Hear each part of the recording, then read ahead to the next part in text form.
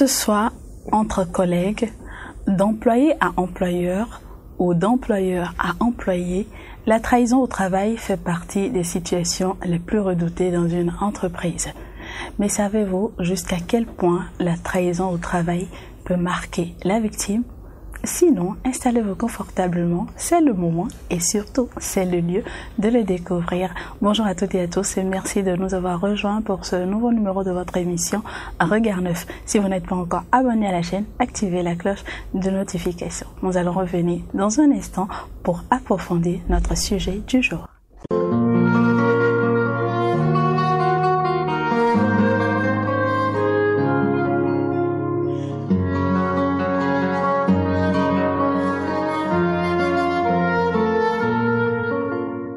À la lumière de la foi, nous allons découvrir s'il existe des cas de trahison dans ce qu'on peut appeler cadre du travail, milieu professionnel dans la Bible. Et ce sera avec le Père Jean-Baptiste Toupé. Il est le directeur adjoint du Centre diocésain des éditions et des médias de l'archidiocèse de Cotonou.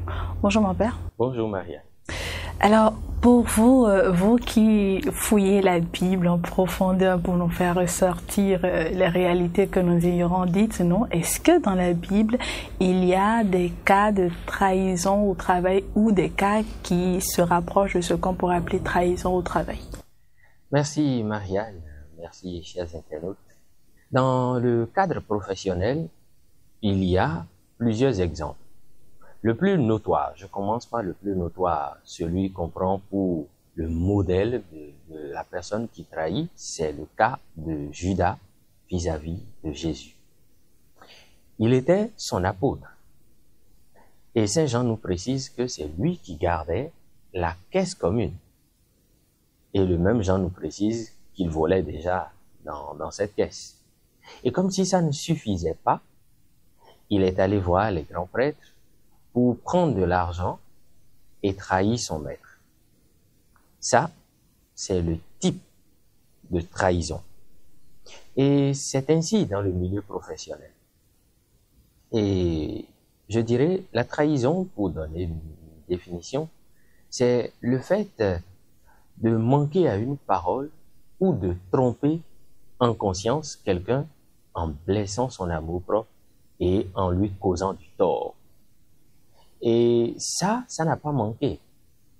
Si je prends le cas de Jérémie dans l'Ancien Testament, puisqu'il était dans son travail, dans son rôle de prophète, il a été trahi par les siens, qui l'ont pris, qui l'ont jeté dans une fosse, où on attendait simplement sa mort, parce que ses paroles dérangeaient. Or, il disait la vérité au nom de Dieu. Et ils sont allés jusqu'à dire, éliminons-le parce que sa présence et sa parole nous dérangent. Un autre exemple dans la Bible, Joseph.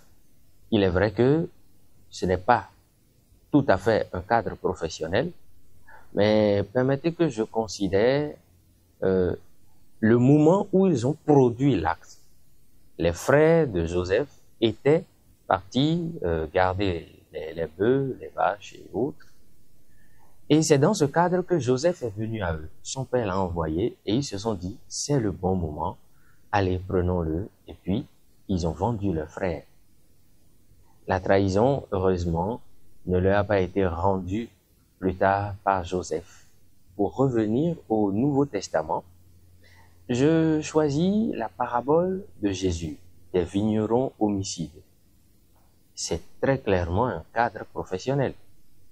Ils ont négocié la vigne, le vigneron, le propriétaire plutôt, leur a accordé de garder en fermage cette vigne et au moment où ils doivent rendre ce qui revenait de droit au propriétaire, ils ont tué les serviteurs envoyés.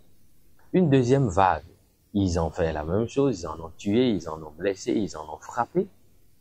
Et quand le propriétaire envoyait son fils en se disant qu'ils allaient le respecter, malheureusement, non, ils ont tué le fils.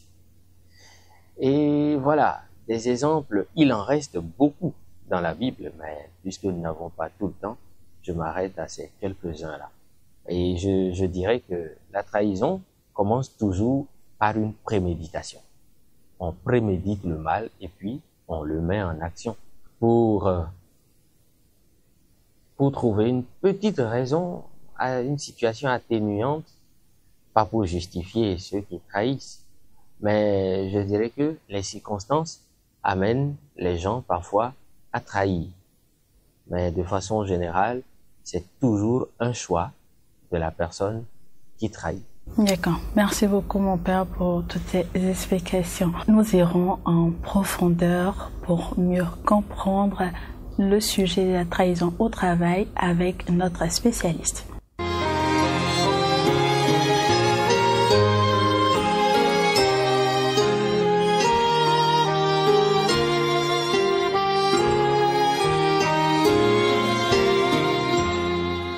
En profondeur aujourd'hui, nous serons avec un habitué de notre plateau. Il s'agit de Monsieur André Alirono. Il est psychologue clinicien et avec lui, nous allons parler de la trahison au travail. Bonjour Monsieur Alirono. Bonjour Marianne. Merci de chaque fois accepter notre invitation. C'est un plaisir. Alors aujourd'hui, il est question de trahison au travail. Ma première question, c'est quels sont les signes distinctifs, si je peux le dire ainsi, d'une personne trahie dans un cadre professionnel? Merci beaucoup pour la question qui est une question d'actualité, vécue, j'ai envie de dire, pratiquement par tous ceux qui sont actifs, tous les adultes actifs. Et avant même de parler des signes, il faudrait qu'on sache que la trahison, ça peut être entre collègues, comme entre, de façon verticale, je viens de dire de façon verticale, entre le professionnel, le patron, l'employeur et les employés, ou entre les employés eux-mêmes. Dans le cas de l'employeur et des employés, il vous promet peut-être un poste et qui ne vient jamais. Et il vous promet une promotion qui ne vient jamais. Il vous miroite des augmentations qui ne viennent jamais. Et chaque fois, on trouve des excuses et puis on reporte et ça s'en va. Mais dans le cadre des employés entre employés, c'est que ça peut être un mensonge sur votre compte, ça peut être mettre des bâtons dans vos roues, ou en tout cas mettre en mal votre travail et vos résultats pour prendre votre place. Donc ça peut être un peu tout ça. Ça peut être aussi des calomnies à votre endroit, comme ça peut être j'ai envie de dire, un conflit ouvert, vraiment des échanges d'agressivité. Dans certains cas, sans maîtrise, on peut aller jusqu'au coup et blessure. Donc, ce sont des formes qu'on peut avoir facilement. Il arrive que des employés, soit un employé, soit un groupe d'employés se liguent ensemble pour tout faire, pour trahir l'employeur. C'est-à-dire, ils vont trahir sa confiance, la confiance qu'il a mis en eux, pour gérer l'entreprise, peut-être à son absence, peut-être par défaut de santé, peut-être par indisponibilité, et ils confient les affaires à quelqu'un qui se ligue comme propriétaire et qui, au Bénin, on en voit plein d'exemples, et ils finissent par même t'arracher l'entreprise et sur tous les plans, jusqu'à, comme on le dit là, à t'envoûter, à vouloir même ta mort s'il le faut, si tu t'entêtes. Mais est-ce que la trahison au travail peut l'affecter au-delà du cadre professionnel? Bien sûr, bien sûr. Ça va impacter fortement sa vie familiale, sa vie personnelle d'abord, mais aussi sa vie familiale. Parce que, vous voyez, il se sent blessé et mieux encore, la hauteur de cette trahison, de cette blessure dépend de la confiance, non de la proximité de celui qui l'a trahi. Que ce soit entre collègues ou entre manager et manager. Vous êtes dans le cadre religieux et voilà, votre patron c'est un prêtre. Et vous sentez que c'est lui qui vous trahit, ça peut vous amener à ne pas fréquenter l'église. Si vous étiez vraiment proche, vous pouvez jusqu'à aller à dire, je n'irai plus dans cette église. Alors que ici, l'église n'a rien à voir. C'est la personne. Et donc, c'est pas le prêtre qui vous a trahi, c'est pas Dieu qui vous a trahi, mais c'est l'individu, le patron qui vous a trahi. Donc, mais la blessure, la confiance, la profondeur fait que vous mélangez tout, vous dites, bon, voilà, si il incarne cette figure et qu'il est capable de ça, autant tout balayer. Et donc, ça dépend de la proximité de l'individu. Merci beaucoup, Monsieur Alekhonou. Nous allons passer à la liaison.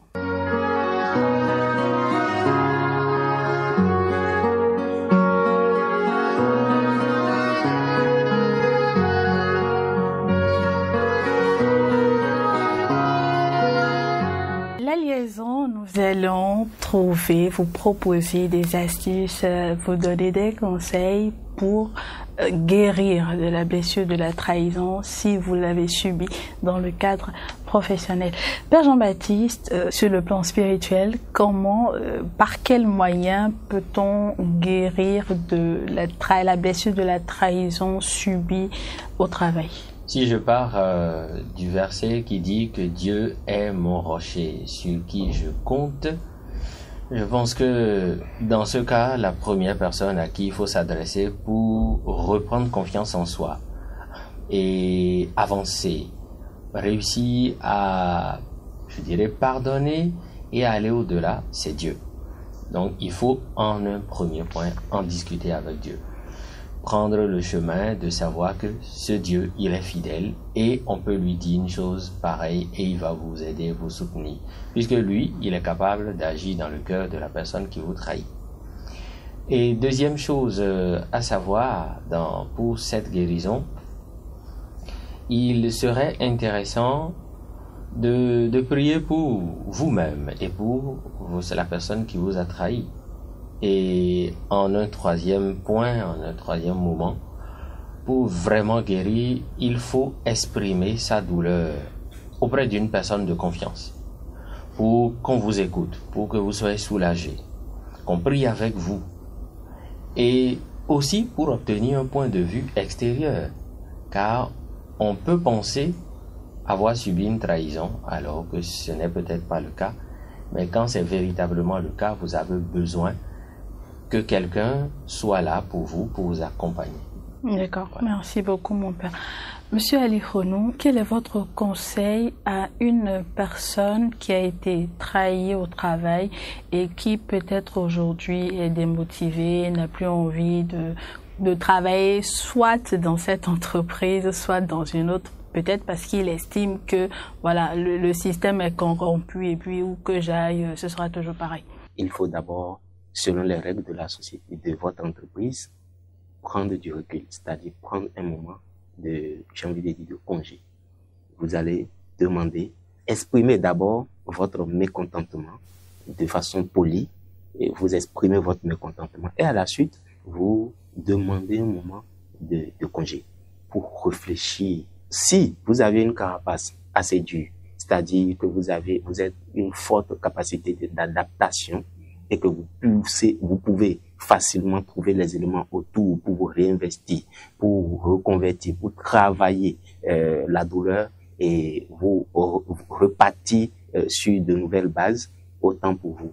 Mais si vous pensez que ça vous handicape personnellement et que ça vous rend désagréable vis-à-vis de vos collègues, ceux qui n'ont rien à voir avec cette trahison, que vous devenez désagréable avec les autres, alors prenez un moment de recul pour réfléchir, pour vraiment fermer tout, réfléchir et maintenant prendre les bonnes décisions. D'accord. Et que recommanderiez-vous aux employeurs, je dirais, qui, peut-être sans le vouloir, finissent par trahir, mais qui arrivent à justifier leur acte? Ce qu'on dira peut-être aux employeurs, c'est que vous avez besoin de ces employés pour faire prospérer votre entreprise. Donc, il faut les mettre dans les meilleures conditions et forcément, c'est vrai que plus vous allez rendre mécontents beaucoup d'employés, plus votre réputation va partir en mal. Donc, d'employé en employé, ils vont de fil en aiguille, comme on le dit le téléphone arabe, ils vont se dire, cette entreprise, elle ne traite pas bien. Cette entreprise, c'est pas une bonne réputation. Donc, il faut travailler à garder la confiance, pas à gagner, mais à garder la confiance de vos employés, et parce que ce sont les employés qui font l'entreprise. Vous aviez la stratégie, mais c'est eux qui vont mettre en pratique. Et donc, c'est dans la pratique que vous êtes valorisé. Donc, il faut garder ces employés. Vraiment, j'ai pas envie de dire comme de l'huile, comme sur le feu, mais il faut les entretenir pour qu'ils parlent bien de vous, pour qu'ils parlent bien de l'entreprise, qu'ils se sentent appartenir à cette entreprise. Ça ne vous empêchera pas de faire vos profits. Merci beaucoup, Monsieur Ali Renaud, pour vos précieux conseils et merci également, Père Jean-Baptiste, pour vos recommandations. Amis internautes, ce sera tout pour ce numéro de votre émission Regard Neuf. Aujourd'hui, il était question de trahison au travail. Alors, si vous avez été trahi ou s'il vous est arrivé de trahir, quel que soit votre profil, quel que soit votre, j'ai bien envie de dire, votre niveau dans la structure ou dans la société, gardez toujours à l'esprit que vous avez affaire à des humains, à des personnes qui, comme vous, ont une dignité que vous devez de respecter. Si vous avez aimé ce numéro de Regard Neuf et si vous avez des sujets dont vous aimeriez qu'on parle sur ce plateau, n'hésitez pas à nous le dire en commentaire. En attendant, abonnez-vous à la chaîne si ce n'est pas encore fait, likez et partagez autour de vous pour aider quelqu'un. D'ici là, portez-vous bien et à très bientôt.